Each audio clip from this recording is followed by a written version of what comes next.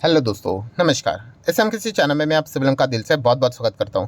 सो दोस्तों, आप सभी लोगों को पता है कि संडे का फर्स्ट एंड आखिरी वीडियो सेम टाइप का ही होता है। मतलब पहला वीडियो आने वाले हफ्ते में क्या क्या चीज़ें देखने को मिल सकती है उसकी हम लोग बातचीत करते हैं। एंड आखिरी वीडियो की अगर हम लोग बात करें तो यस, कल बाजार स्टार्ट होगा।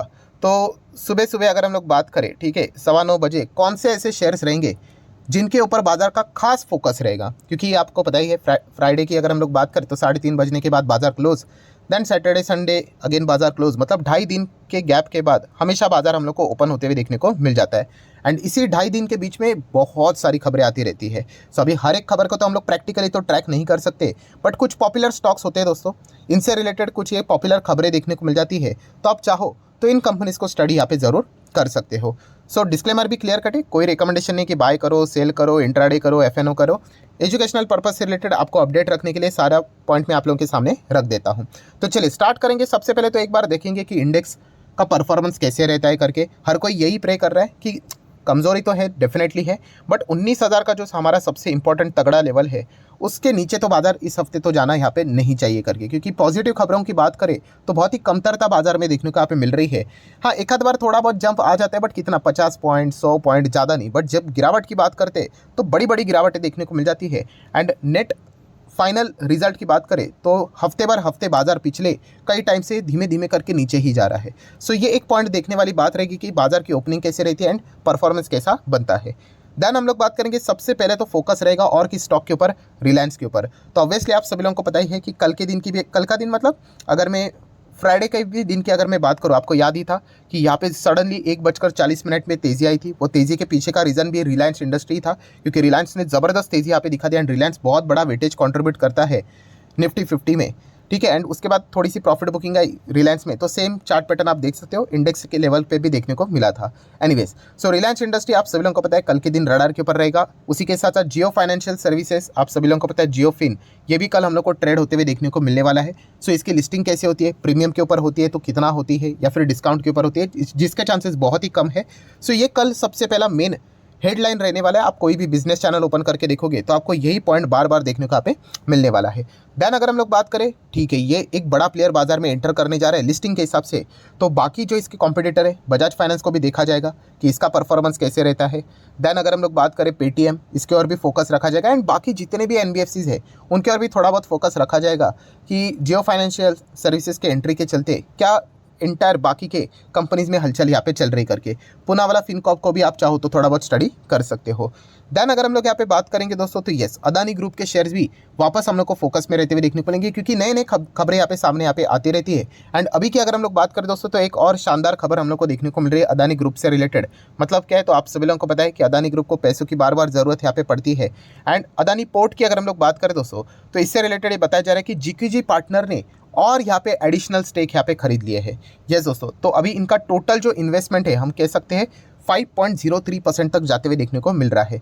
मतलब अगर हम लोग बात करें तो GQG पार्टनर का जो प्रीवियस होल्डिंग हुआ करता था 4.93% हुआ करता था अदानी पोर्ट में। सो और एडिशनल कितने शेयर्स खरीदे, 2.2 मिलियन शेयर्स। एंड इसी से रिलेटेड अपडेट कल के दिन सैटरडे के दिन हम लोग को सामने आते हुए देखने को यहाँ पे मिल चुका है।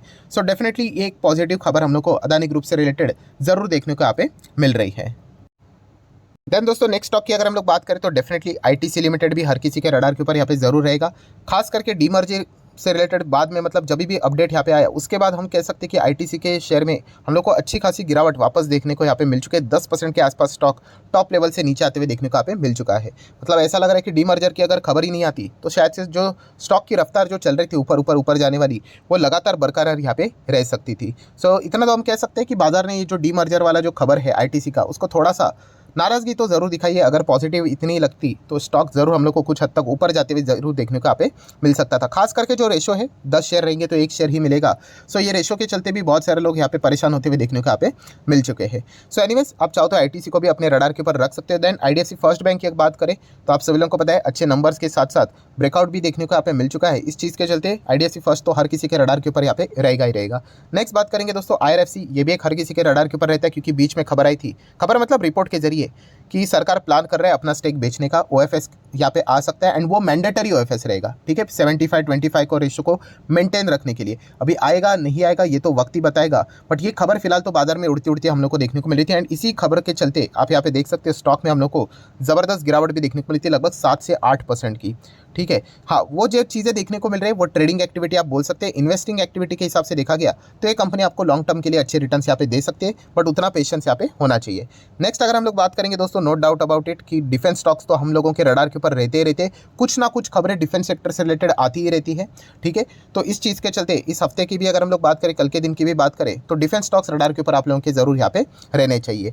देन अगर हम लोग बात करेंगे IEX, ये भी स्टॉक हर किसी के रडार के ऊपर रहता ही है। अभी वो खबर कब आएगा ये किसी को भी पता नहीं है, बट इसी से रिलेटेड हर कोई इंतजार कर रहा है, हर कोई ये भी प्रे कर रहा है कि जो खबर मतलब जो अपडेट सरकार की ओर से आएगा वो आना नहीं चाहिए जो कि हर कोई सुनना यहाँ पे चाहता है, मतलब जिसके चलते इनकी मोनोपोली जो है वो खत्म यहाँ पे हो सकती है करके। तो देख लेंगे क्या अपडेट निकल कर आता है करके। वैसे तो उस चीज़ से रिलेटेड ऑफिशियली भी कोई अनाउंसमेंट नहीं आया, वो तो रिपोर्ट के जरिए खबर सामने आ गई, बट आपको पता है मार्केट में यही चीज़ें वर्क यहाँ पे करती है।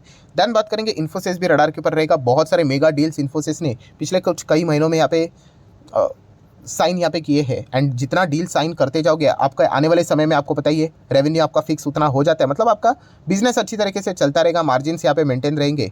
तो ये भी एक देखने वाली बात यहाँ पे बनती है। नेक्स्ट अगर हम लोग यहाँ पे बात करेंगे दोस्तों, तो यस ONGC से रिलेटेड एक अच्छी खबर देखने को यहाँ पे मिल रही है। कुछ कॉन्ट्रैक्ट है वो उन्होंने 3 साल के लिए एक्सटेंशन के हिसाब से सिक्योर यहाँ पे किए हैं, अच्छी बात है, बट क्या ये स्टॉक इन्वेस्टमेंट के लायक है? तो नहीं, ये मेरा पर्सनल ओपिनियन है, आपका ओपिनियन अलग अलग यहाँ पे हो सकता है। मैं अगेन कह रहा हूँ दोस्तों, जो एकदम बिगिनर होते हैं दोस्तों वो ये एकदम मतलब बोलते हैं ना, आप स्कूल में जाते हो फर्स्ट स्टैंडर्ड से भी जो नीचे रहता है KG हम लोग उसको कुछ बोलते हैं, सो उसके हिसाब से अगर मैं बात करूँ दोस्तों तो आपको बताना चाहूँगा कि सबसे पहला बेसिक यही होता है कि आपको ट्रेडिंग एंड इन्वेस्टमेंट इसका अंतर समझना पड़ेगा। मैं आज भी देखता हूँ कि लोग ट्रेडिंग एंड इन्वेस्टमेंट का अर्थ ही नहीं समझते। मतलब 174 का स्टॉक 180 जाएगा तो लोग बोलते हैं सर आपने बोला था इग्नोर करो, देखिए 180 गया। अरे तो फिर आप ट्रेडर हो, इसको ट्रेडिंग बोलते हैं, 6-7 रुपये ऊपर भागना करके। इन्वेस्टमेंट मतलब क्या, ये 174 का स्टॉक क्या 1000 तक जा सकता है, मतलब हम लोग इसमें बड़ा पैसा लगाकर होल्ड करेंगे सालों साल, उसको इन्वेस्टमेंट बोलते हैं। तो वो शक्यता तो नज़र यहाँ पे नहीं आती है, ठीक है, इसको इन्वेस्टमेंट बोलते हैं। तो इन्वेस्टमेंट के हिसाब से देखा गया तो बिल्कुल भी नहीं। ट्रेडिंग तो आप किसी भी स्टॉक में कर सकते हैं। ये देखिए 5 साल का डेटा अगर आप देखोगे तो रिटर्न्स क्या इन्वेस्टर को कुछ भी नहीं मिले हैं, बट ट्रेडर्स की अगर हम लोग बात करें, हाँ वो यहाँ पे खरीदते रहते बेचते रहते, ठीक है, यहाँ पे भी खरीदा होगा, यहाँ पे उन्होंने बेचा होगा, यहाँ पे कहीं बेचा होगा, ठीक है, तो उसको ट्रेडिंग बोलते हैं। सो अगर आप ट्रेडिंग करना चाहते हो तो किसी भी स्टॉक में जा सकते हो, बट इन्वेस्टमेंट के हिसाब से देखा गया तो लिटरली यहाँ पे टाइम वेस्ट हो जाएगा। इससे अच्छा FD में रिटर्न्स मिल जाएंगे, वो भी टेंशन फ्री। सो ये बात आप लोगों को समझ में आनी चाहिए कि कल अगर इस अच्छी खबर के चलते छोटा मोटा अगर तेजी आ जाता है तो वो इन्वेस्टमेंट के लिए नहीं, वो ट्रेडिंग वाली खबर है, ये पॉइंट आपको पता होना चाहिए। नेक्स्ट अगर हम लोग बात करेंगे दोस्तों, तो होटल इंडस्ट्री से रिलेटेड अच्छी खबर तो हम लोगों ने देख ही ली है, ठीक है, मतलब बड़ा दावा यहाँ पे किया जा चुका है, $1 ट्रिलियन के आसपास ये पूरी इंडस्ट्री जाते हुए देखने को मिलेगी, बट ऑब्वियसली 47 की बात हो रही है। बट चाहो तो इस चीज़ के चलते होटल वाले जितने भी स्टॉक है उनको आप अपने रडार के ऊपर रख सकते हो। देन अगर हम लोग कुछ फॉर्मेलिटीज़ की बात करें तो टाइटन कंपनी रडार के ऊपर रख सकते हैं। वैसे तो कोई इतनी कुछ खास नहीं, ठीक है, अपनी जो डील थी उन्होंने वो यहाँ पे कंप्लीट यहाँ पे कर ली है, वो आज नहीं तो कल होने ही वाला था, बट एवरग्रीन स्टॉक है, जितना नीचे आएगा अच्छी बात रहेगी। देन अगर हम लोग बात करेंगे दोस्तों तो महिंद्रा एंड महिंद्रा, हाँ इससे रिलेटेड बहुत सारे लोगों ने सवाल यहाँ पे पूछे हैं। सर M&M में यहाँ पे एक खबर सामने आ रही कि कुछ तो उन्होंने उनके 1 लाख XUV जो गाड़ियाँ रहती है, ठीक है, जो मॉडल रहता है वो कुछ तो यहाँ पे गड़बड़ देखने को यहाँ पे मिल रहा है, तो पोटेंशियल वायरिंग इशू कुछ तो देखने को मिल रहा है, तो इसको वापस बुलाया है। तो क्या ये नेगेटिव खबर है? ऑब्वियसली नेगेटिव खबर है, बट क्या इसके चलते हम लोगों ने स्टॉक को ही छोड़ देना चाहिए एज अ इन्वेस्टमेंट के हिसाब से? तो बिल्कुल भी नहीं।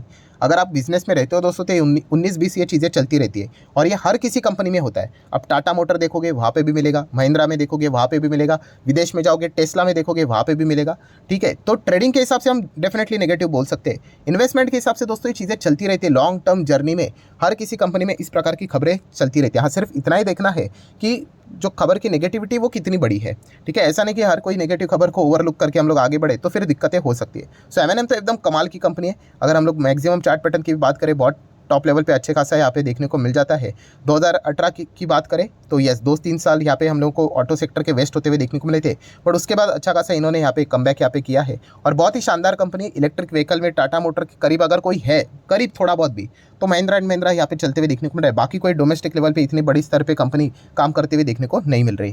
नेक्स्ट अगर हम लोग बात करेंगे दोस्तों तो यस टाटा पावर से और से बड़े विजन की बातचीत यहाँ पे की जा रही है कि हर साल की अगर बात करें तो 2.5 गीगावाट रिन्यूएबल एनर्जी कैपेसिटी वो यहाँ पे जनरेट करने की बात यहाँ पे कर रहे हैं। तो डेफिनेटली अच्छी बात है। जो भी अभी उनका जो अनाउंसमेंट रहेगा वो सब कुछ रिन्यूएबल सेक्टर से रिलेटेड ही होगा, जो कि आप यहाँ पे देख सकते हैं, जिसमें सोलार, विंड की अगर हम लोग बात करें, हाइड्रो एनर्जी की अगर हम लोग बात करें, तो ये सारी चीज़ें देखने को यहाँ पे मिलने वाली। तो अच्छी खबर है। क्या इसके चलते बहुत बड़ी तेज़ी आएगी? ये चलता रहता है दोस्तों, ऐसी कोई बड़ी बात नहीं। स्टेटमेंट टाइप की चीज़ें हम लोग को देखने को मिल रही है। बड़ी तेज़ी कब आती है? As a investment purpose, yes, company का बिजनेस बड़ा होना चाहिए, कंपनी को आमदनी मिलनी चाहिए, रेवेन्यू बढ़ना चाहिए। जैसे हमेशा आपको बताया, रेवेन्यू बढ़ेगा तो आपका प्रॉफिटेबिलिटी बढ़ेगा, प्रॉफिट बढ़ेगा, ईपीएस बढ़ेगा, अर्निंग्स बढ़ेंगे, तो ऑटोमेटिकली शेयर प्राइस भी बढ़ेगा। ठीक है, अगर आपका बिजनेस ही नहीं है, रेवेन्यू ही नहीं बढ़ेगा, तो बाकी सारी जो चेन है वही कोलैप्स हो जाती है। ठीक है, तो टाटा पावर ये भी एक अच्छी खबर हम लोग को देखने को मिल रही है। ठीक है दोस्तों, जितने भी इंपॉर्टेंट पॉइंट्स थे वो सारे यहाँ पे मैंने कवर कर लिए। वीडियो अच्छा लगे तो चाहो तो लाइक एंड शेयर कर सकते हैं। डीमैट अकाउंट अगर आपने अभी तक ओपन नहीं किया है तो लिंक नीचे डिस्क्रिप्शन में 25 वीडियो की लिस्ट आपको बिल्कुल फ्री ऑफ कॉस्ट मिल जाएगी। आपका नाम, कौन सा अकाउंट आपने लिंक के थ्रू ओपन किया है, प्रॉपर्ली कमेंट से मेंशन कर देना। तो हफ्ते भर के अंदर सारे लेक्चर्स मेरे साइड से फ्री ऑफ कॉस्ट प्रोवाइड कर दी जाएंगे, ताकि आप शेयर बाजार को आसान भाषा से सीख सको। So that's it, thank you very much दोस्तों, we will be meeting our next video. तब तक के लिए बाय बाय।